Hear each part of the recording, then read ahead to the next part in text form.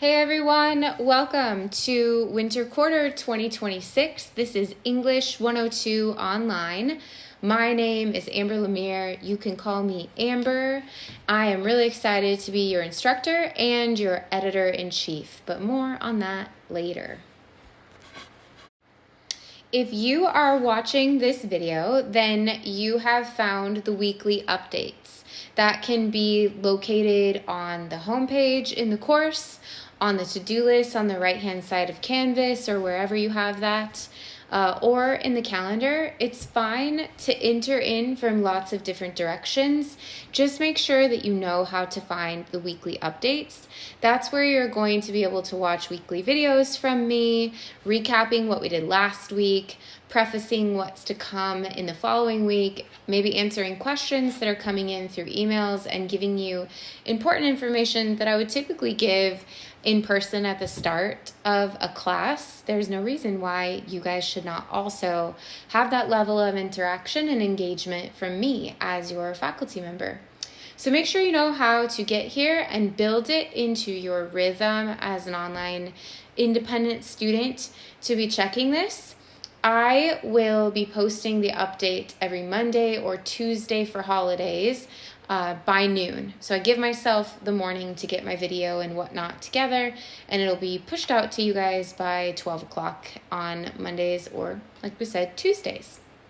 Beneath the video, or if it must be an image or something, it will say, this is the workflow for the week, very consistently.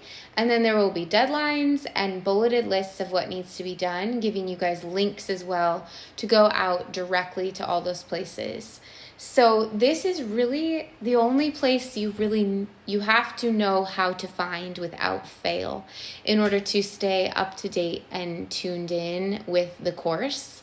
Your newest update will always post on top, like a social media feed where the newest post is on top. There's a chance for you guys to leave comments below. That is public, so if you have something that would benefit everyone, a comment or a question, go ahead and do that. And there's also a heart for you to like the post. I love it when you guys utilize that, not because I'm looking for likes, but because I want to know that you're out there, that you watch the video. So when you're done, if you could go below and click the heart, that would be really helpful to give me a sense. All right, I'm going to tell you just a little bit about me because you'll get to read about me in our first assignment or project, the journalist bios. But like I said, you can call me Amber. English 102 is the class that actually inspired me to want to be a writing teacher at the college level. When I was a student, I loved taking this class because I loved the research and learning new things and finding a way to express those things and getting more time to really stew on the project and tweak it and create and finesse it into what I wanted it to be. And then as a tutor, I loved working with students in this class and on their writing projects for those same reasons, but also because so many students tend to be a little bit more anxious about the English 102 curriculum. And I enjoy getting to come alongside people and help them realize and actualize and overcome in terms of like, what are you're capable of this. You can totally do this work. So I find that really rewarding. It was surreal to me the first time that I, as a faculty member, was offered an English 102 course. And I guess I should say that excitement and that surrealism isn't entirely lost. I still think it's so funny. It feels like yesterday I was an English 102 student myself. So these days I also teach classes, like I teach the arts magazine on campus for our student-led publication, the Salal Review. And I teach literature for children, really fun class. I have a 5-year-old, so it's especially fun to teach that class. I have other passions and interests as a faculty member, but I want it to be stated for this class that English 102 was the original reason I wanted to do this job, and it will always be special to me for that reason. So I alluded to it a moment ago, but I want to talk a little bit about the rumors you've heard about English 102. I'm not sure if this is still going around, if it's still a fear, but the rumor is that you have to write a really long paper, and you do, but stick with me. Like I said, many writers are nervous, and like I said, I find it really rewarding to work in that exact environment. That's what I like about this class, because I feel pretty skilled at providing a system that minimizes those nerves and trades in nervousness for a sense of pride in what you've created and what you're going to accomplish. So that is my first and foremost favorite thing about teaching this class, and it is my personal goal to get you to the point where you are proud, not me, but you are proud of what you created, and maybe even for some of you, surprised. I hear that a lot at the end of this class. A lot of students saying, I knew I could do it, but I thought it was going to be hard. I was surprised at how easy it came out. Or I've never written anything like this. I've never written something that I do feel proud of because it's never been something that I'm invested in. Those are the most rewarding comments to me, because that's something that you take away and you can use as momentum in your own life. That to me feels like making a difference. And so that's what I'm going for here. And hopefully that gives you something positive to help kickstart your quarter in English 101 with me. Sorry, I just said English 101. I promise. I know it's English 102. Everything I said about it being my favorite class is still true, and I'm not going to revise the video or redo it because it's okay to make mistakes. Okay, here's something else about English 102 that I love, that I'm excited to invite you into. I love when English 102 students get excited about what other students and people and journalists are writing about in this space. And that happens here partially because of how we go about picking our topics, which you'll learn more about very soon. But it's really neat to see that what someone else is writing about might be interesting enough to you that you would share it with your friends or your family. Over time, that's become a goal of mine, to challenge myself to create the kind of learning environment and experience where that happens. And here's like the most epic example of it. I had an English 102 student in this class write to another student in the discussion board, "I'm in the delivery room right now with my wife and she's in labor and I'm reading your paper to her." And if you knew what the topic was, it would make sense. But I just thought, this is it. This is like the epitome of teaching English 102. This is so cool because it's more than just an assignment. It becomes meaningful to someone else's life. And you could totally do that in this class. You could totally create something that has that impact. And if not, that's okay. This isn't about creating pressure on you guys. I always say the pressure's on me. That's the fun for me, is trying to create that kind of space for all of you and to get those kinds of outcomes here. Here's a little bit more about me, just to kick us off, just to create that sense of community together. I've been teaching at the college level for about 13 years now and working at LCC for 18. I actually went to school here at LCC, and I've been on this campus since I was a 4-year-old. That's because my dad was a faculty member here for 25 years. He taught welding before he passed away. I share that to demonstrate to you that I am human. I've gone through highs and lows, and I'm sure you have gone through those as well, or maybe you're going through a high or a low right now as well. I really try to let my personal life in that way come into this space and help me to create a supportive, compassionate, and flexible learning environment. I try to be a flexible faculty member. I consider myself creative. I'm constantly trying to come up with ways to to know you better, to find out how I can best adapt the course, to creatively achieve success alongside you, and help you to just be able to learn despite what might be going on outside of, this space right here. Sometimes in my sign off for videos or for messages, I like to end with the phrase, "I'm rooting for you." And I think that phrase really sums up my attitude and perspective as a faculty member.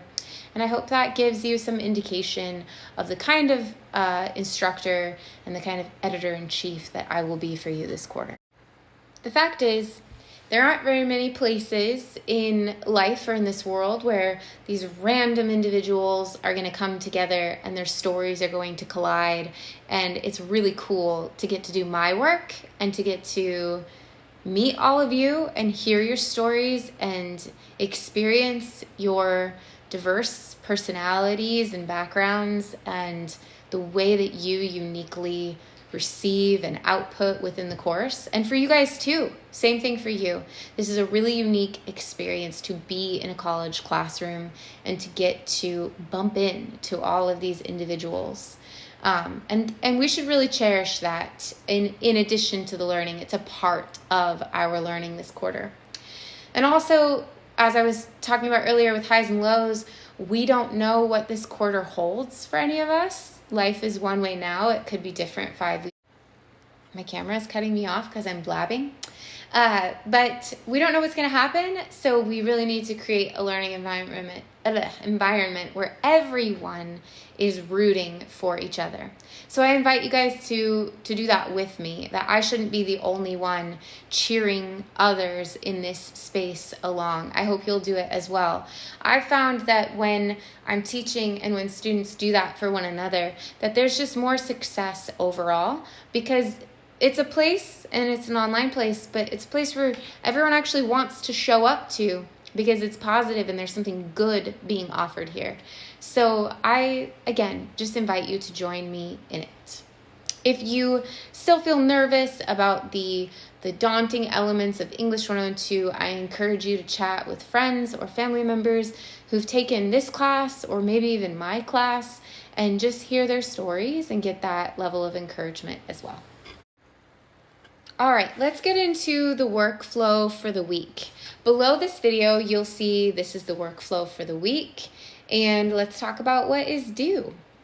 Due Thursday, the 6th by midnight-ish. I want you guys to review the syllabus and reach out if you have any questions. You can access it via the link below or on the left-hand side menu at any time throughout the quarter. When you click on that left-hand side menu, you're going to see my course website. That's where all of the syllabus is located. All of the project instructions and descriptions are located for this entire experience. If you want to access that outside of Canvas at any time, you can. It's www.lemire102.weebly.com. And I did that so that you could, I went to grab my phone, but here it is. You could pick up your cell phone if you were like waiting for an appointment or something, and you wouldn't have to log into Canvas. You could just review the instructions and be thinking about the upcoming projects and brainstorming and pondering without, again, having to sign in or anything like that. And it just has a little bit of ease to it. It'll send you back to Canvas. Canvas will send you back to it. And my website kind of works as a loop that you move throughout the course. So you can get your first experience with that by checking out the syllabus. Then I want you guys, by Thursday as well, to post your journalist bios, introducing yourselves to each other, setting that tone of support and positivity, and you'll get to read mine on the instructions page as well. By Sunday, you should reply to each other, again, setting that tone, really encouraging each other. And then I give you a deadline for next Thursday. So let's talk about that. Pitches are due next Thursday, and I am mentioning this earlier because you're going to spend the entirety of English 102 working on one project. And I want you to have as much advance notice as possible so you can start processing and thinking about what might engage and motivate you to get invested for this quarter. You'll find out soon why the class is called Exchangers when you click on it in Canvas, but here's a little preview. You are a journalist. You finished English 101, so now I've hired you as a member of Exchangers magazine. Exchangers has a really unique mission for our audience. We write and publish those topics that are underdog or fresh things that our readers aren't going to find in other places. We also honor that our unique journalists, that's you guys, have your own curiosities and passions and individualism that's going to make each article feel authentic and exciting to us as readers. Also, each edition of Exchangers will be unique to our readers. So after we do our bios, that is the energy that we're going to use and dive in with together. It's going to be, all right, team, let's go find some things to write about that are unexpected and surprising. Yes, our arguments at Exchangers are in the problem-solution vein or format. And I've got some outdated videos of me from years ago explaining more on this and explaining the mission of Exchangers magazine. But for now, I just wanted to give an overview or a preview and say, welcome. And give you guys in this video some extra motivation and reason to check out that Pitches project ahead of time. All right, before we move away from the workflow below, let's talk just about rhythm in general for the class. And you'll see that some things due Thursday and Sunday. In this class, the only due dates will be Tuesdays, Thursdays, and Sundays. And that's to create that kind of expectation. So for myself, when I was a student, I hated that feeling where you're doing something fun and you think, oh no, is something due? And I loved the idea of you on a Wednesday knowing that nothing is due because it's a Wednesday.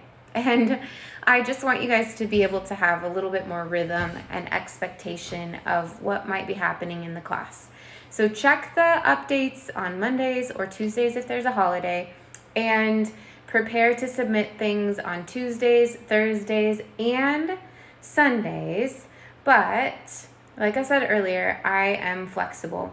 So if things don't line up perfectly for you, if things come in a little bit late, I want to reiterate, I'm not checking timestamps. If it is there when I open it up, it's there and it's on time and I'm not looking, and I don't mind if you wanted to stay awake until 3 a.m. or if you turned it in 20 minutes before 9 a.m. when I started grading. I know and I assume that you are all doing your best to juggle everything you have going on in your lives. So sometimes I'm going to open up assignments and yours won't be there. Here's what I would love to see happen in that case. Please reach out. If I have an email from you saying, Amber, I'm not going to be able to do this, and this is my plan, that's going to be okay. You don't have to say you're sorry. I don't need your doctor's notes. I don't need anything like that. The number one thing I need from you is a plan, because the number one thing I care about is your success and my ability to help you achieve success. So you might write to me and say, can I do this? Well, my question to you is, what is your plan? Is it tomorrow I'm going to have this in, and then 2 days from now I'm going to have that in? Tell me and I'll let you know if that is going to work based on what I know about the class on the back end. Usually we're able to come up with something and set a new plan. There are some assignments that you can't submit late, like replies in discussion boards that we will no longer be working on. But a lot of the time I'm able to realize that a handful of students need a chance to redeem that.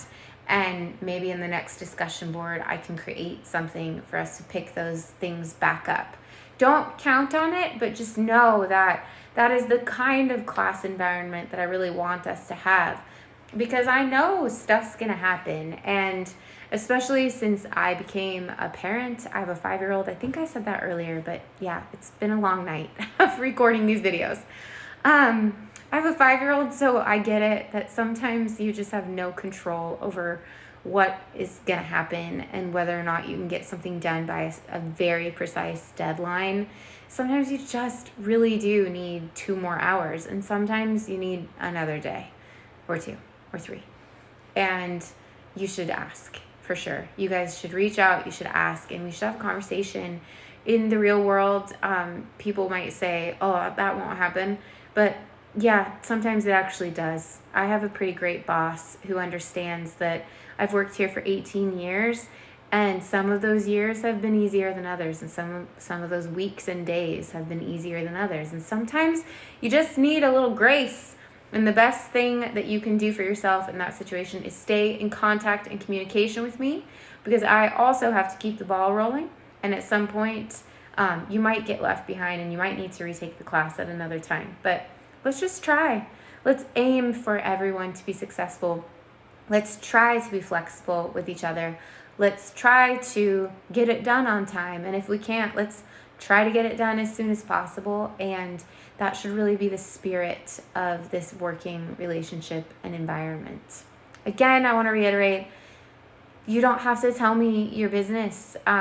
But if you want to, I'm here. I'm here to encourage you guys, and I can hold that if you need to share. This is what's going on, and this is why this happened.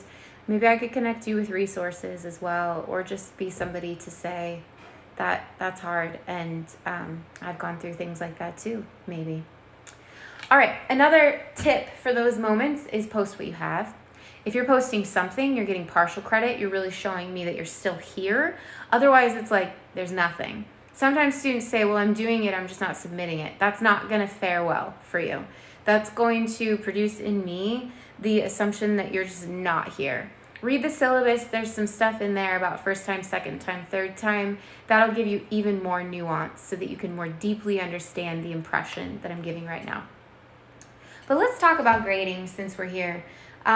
In this class, it's not unique that we have 100 points for 100%. I don't think all classes or many classes do that, but that's not like a shocking system. What is a little bit unique is that for the duration, like the whole beginning of the first part of the course, I operate on a do equals earn system. So if you did it, you're gonna get full credit for it. Unless it's missing something essential, then I would reach out and ask you need to revise to include this. But if you did it, you're gonna get full credit. If you're missing some element of the instructions or whatnot, tiny little bits might get rounded down or rounded off. But again, reach out if you have any questions about that. It's more so when we get to the end of the quarter, when we're submitting all of your research, your source evaluations project, and then your final expanded article copy. That's where all of the qualitative comments that I've given you for weeks and that you've received from each other, and all of the materials you've been using to support revision and support quality, that's when that's going to come in, and you're going to get more qualitative grades, like, A's would be excellent and B's are good, and so on and so forth. Those aren't my qualifiers, but that model of grading will come in. You guys are going to get lots of comments from me, though. Typed, voice comments, they'll be on your documents, etc. And hopefully you'll just really feel like we are connected and having conversations about your work, because it should be more about the learning. The learning should be more memorable than any percentage, number, letter, etc. grade you get out of this class. All right, let's talk about one more thing. Yeah, just one more thing, and then let's sign off and have a great quarter together. So I always tell learners in an online class that if you are entering a new space online, that you should take a tour. And that's what I did when I was an online learner. I was like, what's behind this door? And what's under there? And what's over there? And where can I get myself a glass of water? So like I said earlier, you're on the home page right now. Home base is where you need to know how to go. To-do list, calendar, you can find me there. You, on the left-hand side menu, can also access the syllabus at any time. The project instructions and resources, just my whole website. You can click around in there.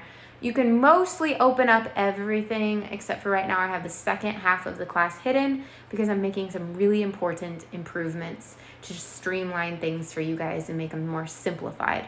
Same thing with modules on the left. Like I said, this class loops. So you go to my website, you come back to Canvas to submit things. Canvas tells you what to do. You go to my website for the instructions, you come back to Canvas to submit things. So modules works like that. If you click into modules, it'll also take you to my website. It'll say like, you're gonna do a journalist bio now, click here for instructions. And you just head on out to my website, come right back. The buttons should make things a lot easier. But some people like to see the modules all at once to kind of get a sense for the flow. Below that on the menu is my Zoom room. I'm available Monday through Friday at flexible hours, except for Tuesday afternoons. Email me, set up a time, let's meet. Or if you want to meet in person, I have an office in the Applied Arts Building. I would be happy to meet you in person, in my office, in the Learning Commons, in the cafeteria, wherever you want to catch up in order to connect about your project, how things are going, ask questions, etc. You can also reach out to each other. If something happens in the discussion board and you're like, I really want to encourage that person, or I want to ask them some more questions, or I want to offer some resource or guidance, and the discussion board doesn't feel like the appropriate place to do that, use people. Send each other a message.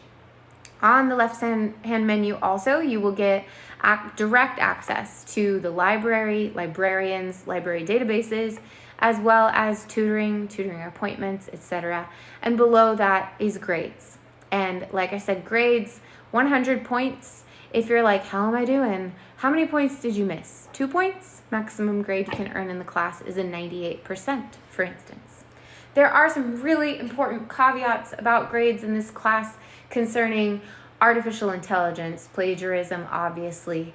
There are other things like you must complete the expansions. I might change the name of them a little bit, but they're not until week 6. You must complete those in order to be able to submit the final article.